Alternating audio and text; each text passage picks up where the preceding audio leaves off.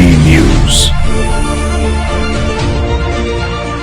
नमस्कार, मैं संतोष। स्वागत है आपका लोकतंत्र तहरीक 8 PM न्यूज में, जहां हम देखेंगे दुर्ग जिले समेत देश एवं विदेश की कुछ प्रमुख खबरें। आइए शुरू करते हैं पहले दुर्ग जिले की खबरें से। दुर्ग के स्मृतिनगर थाना क्षेत्र में शनिवार सुबह एक सनसनीखेज दोहरा हत्याकांड सामने आया। एटीएस में पदस्थ आरक्षक ललितेश यादव के घर में घुसकर सरोजिनी भारद्वाज नाम की महिला ने उनकी पत्नी रीना यादव और 9 वर्षीय बेटे आदित्य की हत्या कर दी, जबकि बेटी गंभीर रूप से घायल है और आईसीयू में भर्ती है। घर में मौजूद एक अन्य बच्चे ने बाथरूम में छिपकर अपनी जान बचाई। बताया जा रहा है कि पारिवारिक विवाद और कथित संबंधों के चलते यह खौफनाक कदम उठाया गया। फिलहाल पुलिस पूरे मामले की गहराई से जांच कर रही है और हर एंगल से सच्चाई सामने लाने की कोशिश जारी है।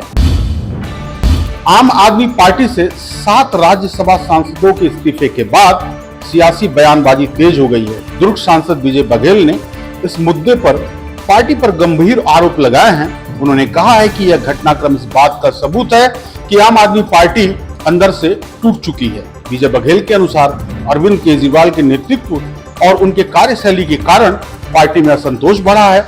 उन्होंने यह भी कहा कि जिन नेताओं ने पार्टी के राष्ट्रीय स्तर पर पहचान दिलाई, वही अब पार्टी छोड़ने को मजबूर हो रहे हैं। साथ ही उन्होंने कुमार विश्वास का जिक्र करते हुए कहा कि उनके पहले जताए गए अंदेशे आज सही साबित हो रहे हैं। दुर्ग के नगर सेना कार्यालय में आपदा प्रबंधन की तैयारियों को परखने के लिए सिविल डिफेंस मॉक ड्रिल आयोजित की गई। इस मॉक ड्रिल में हवाई हमले की स्थिति, रेस्क्यू ऑपरेशन, आग बुझाने, प्राथमिक उपचार और ब्लैकआउट जैसी आपात स्थिति का अभ्यास किया गया। सायरन कोड के जरिए आम नागरिकों को सतर्क रहने और सुरक्षित स्थानों तक पहुंचने की प्रक्रिया दिखाई गई। एसडीआरएफ की टीम ने बहुमंजिला इमारत ढहने की स्थिति में मलबे में फंसे लोगों को निकालने का अभ्यास किया। फायर ब्रिगेड ने आग पर काबू पाने का लाइव प्रदर्शन किया। वहीं तीसरी मंजिल से लोगों को स्ट्रेचर के जरिए सुरक्षित नीचे उतारना आकर्षण का केंद्र रहा। मॉक ड्रिल के दौरान ब्लैकआउट का भी अभ्यास किया गया, जिसमें लाइट का उपयोग पूरी तरह बंद रखा गया। नगर निगम सभागार में आयोजित समीक्षा बैठक में आयुक्त राजीव कुमार पांडे ने अधिकारियों की लापरवाही पर कड़ी नाराजगी जताई। शहर में चल रहे विकास कार्यों के समय सीमा में पूरा न होने पर आयुक्त ने सख्त सवाल किए। बैठक में बिजली बिल, पानी टंकी निर्माण, पाइपलाइन संधारण, पेयजल व्यवस्था, ठोस अपशिष्ट प्रबंधन, तालाब सफाई और सीवरेज निर्माण जैसे अहम मुद्दों पर चर्चा हुई। अधिकारियों द्वारा संतोषजनक जवाब नहीं मिलने पर आयुक्त ने नाराजगी जाहिर की और सभी कार्य तय समय में पूरा करने के निर्देश दिए। उन्होंने कहा कि नागरिकों को किसी प्रकार की परेशानी न हो, इसके लिए अधिकारी जनप्रतिनिधियों के साथ समन्वय बनाकर काम करें। 25 अप्रैल को मलेरिया दिवस के अवसर पर जागरूकता कार्यक्रम चलाए जा रहे हैं, लेकिन भिलाई में जमीनी हकीकत बेहद चिंताजनक है। नगर निगम की लापरवाही के कारण शहर के कई वार्डों और बाजारों नालियां गंदगी से भरी हुई हैं, जहां मच्छरों के लार्वा तेजी से पनप रहे हैं। छावनी चौकी से पावर हाउस चौक तक दुकानदारों द्वारा कचरा नालियों में फेंका जा रहा है। सुपेला, कैंप और कुर्सी पार जैसे इलाकों की स्थिति और भी खराब है, जहां पहले से भी मलेरिया का प्रकोप देखा जा चुका है। इसके बावजूद निगम का स्वास्थ्य अमला और सफाई कर्मचारी लापरवाह बने हुए हैं। अब सवाल यह है कि प्रशासन किसी बड़े खतरे का इंतजार कर रहा है।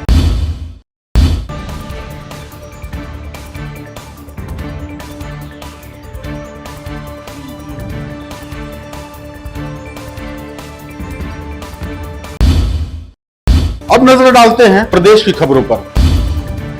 बिलासपुर में जनगणना 2027 को लेकर प्रशासन सख्त हो गया है। कलेक्टर संजय अग्रवाल ने कहा कि जनगणना कार्य में बाधा डालने या गलत जानकारी देने वालों के खिलाफ FIR दर्ज की जाएगी। अगर कोई व्यक्ति प्रगणक के 3 बार संपर्क के बाद भी जानकारी देने से मना करता है, तो उस पर कानूनी कार्रवाई तय है। इस बार जनगणना पूरी तरह डिजिटल होगी। सरकार ने स्वगणना का विकल्प दिया है, जिससे लोग घर बैठे ऑनलाइन अपनी जानकारी भर सकते हैं। 33 सवालों के इस फॉर्म में सामाजिक, आर्थिक और आवास से जुड़ी जानकारी शामिल होगी। फॉर्म जमा करने के बाद एक यूनिक रेफरेंस ID मिलेगी, जिसे प्रगणक को दिखाना जरूरी होगा। प्रशासन ने भरोसा दिलाया है कि सभी जानकारी पूरी तरह गोपनीय रहेगी। तो याद रखें, सही जवाब देना आपकी जिम्मेदारी है, क्योंकि जनगणना देश के विकास की नींव है। तिल्दा नेवरा में सर्वाइकल कैंसर से बचाव के लिए HPV वैक्सीनेशन अभियान चलाया जा रहा है। खंड चिकित्सा अधिकारी डॉक्टर आशीष सिन्हा ने बताया है यह वैक्सीन 14 से 15 वर्ष की किशोरियों के लिए बेहद जरूरी है और सरकार इसे मुफ्त में उपलब्ध करा रही है। उन्होंने स्पष्ट किया कि यह धारणा गलत है कि वैक्सीन से भविष्य में गर्भाधारण पर असर पड़ सकता है। यह वैक्सीन HPV के खतरनाक टाइप 16 और 18 से सुरक्षा देती है, जो सर्वाइकल कैंसर के मुख्य कारण है।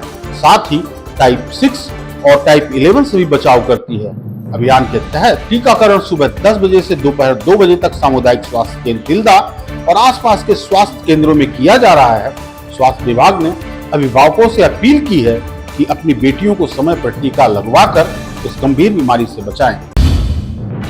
बस्तर में विरासत संरक्षण की दिशा में एक बड़ा कदम उठाया जा रहा है। ज्ञान भारतम अभियान के तहत प्राचीन पांडुलिपियों और तालपत्रों को सहेजने का काम तेजी से जारी है। अब तक जिले में 450 से अधिक तालपत्रों की जानकारी सामने आई है, जो बस्तर के ऐतिहासिक और सांस्कृतिक महत्व को दर्शाते हैं।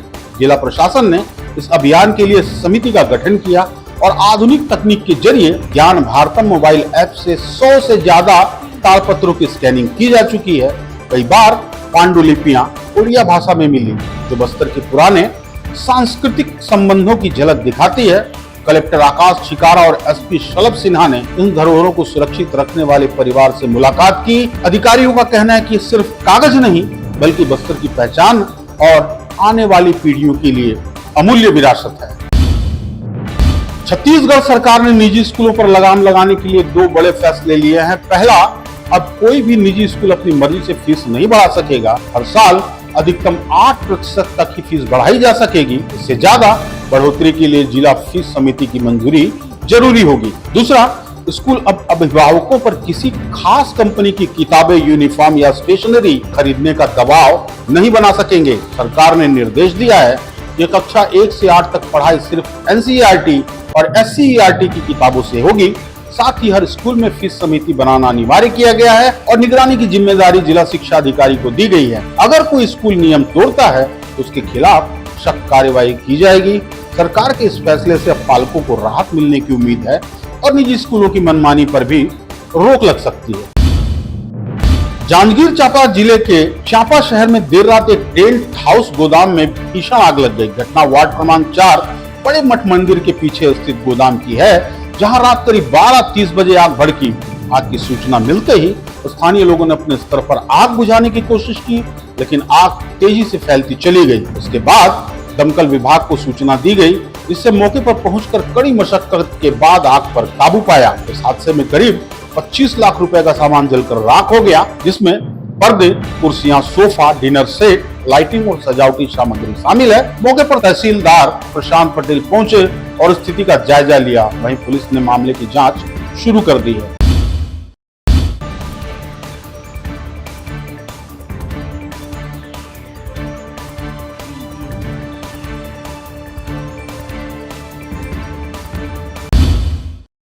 अब नजर डालते हैं देश विदेश की खबरों पर। शुक्रवार को राघव चड्ढा ने प्रेस कॉन्फ्रेंस कर आम आदमी पार्टी को छोड़ने का ऐलान किया और बीजेपी ज्वाइन कर ली।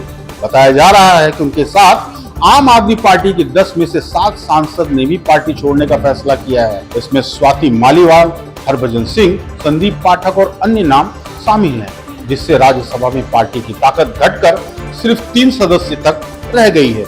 इस घटना के बाद आम आदमी पार्टी ने कड़ा रुख अपनाते हुए कहा है कि वह राज्यसभा के सचिवालय में याचिका दायर करेगी। वहीं अरविंद केजरीवाल ने बीजेपी पर निशाना साधते हुए कहा कि पंजाबियों के साथ धोखा हुआ है। राजनीतिक जानकारों का मानना है कि यह मामला अब कानूनी लड़ाई तक जा सकता है। दिल्ली पुलिस ने 31 साल पुराने एक सनसनीखेज मामले में आरोपी सलीम वास्तिक को गिरफ्तार कर लिया है। साल 1995 में सलीम ने एक स्कूली बच्चे का अपहरण किया, फिरौती नहीं मिलने पर उसकी हत्या कर शव को नाले में फेंक दिया। अदालत ने उसे उम्र कैद की सजा सुनाई, लेकिन साल 2000 में जमानत मिलने के बाद वह फरार हो गया।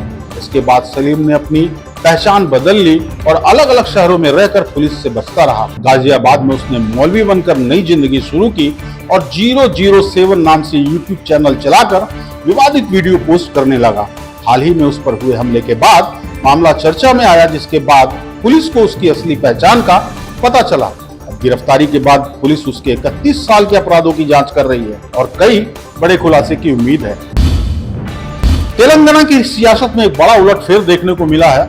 पूर्व मुख्यमंत्री के चंद्रशेखर राव की बेटी के कविता ने शनिवार को अपनी नई राजनीतिक पार्टी तेलंगाना राष्ट्र सेना के गठन की घोषणा कर दी, जिससे राज्य की राजनीति हलचल तेज हो गई है। कविता पहले भारत राष्ट्र समिति से जुड़ी थी, लेकिन सितंबर 2025 में उन्हें पार्टी से निलंबित कर दिया गया।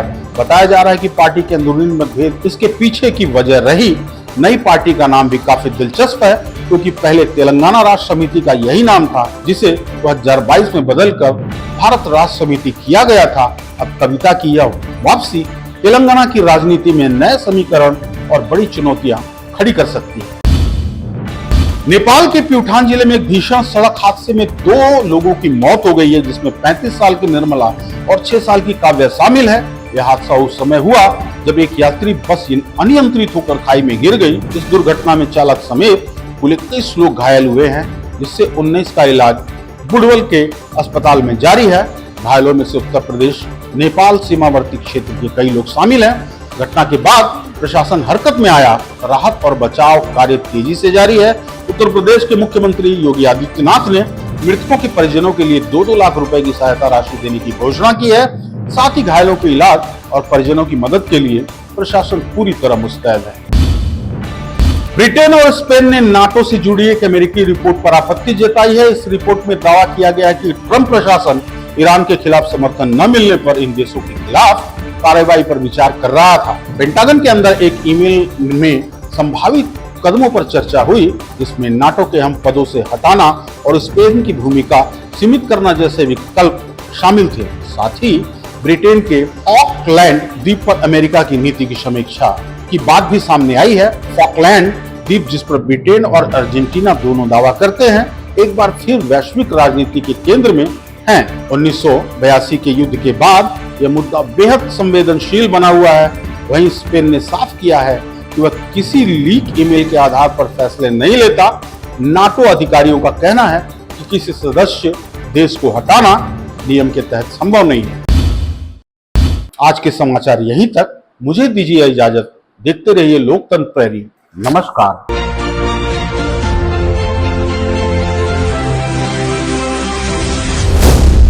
LP News. This program is sponsored by SR Hospital and Research Center.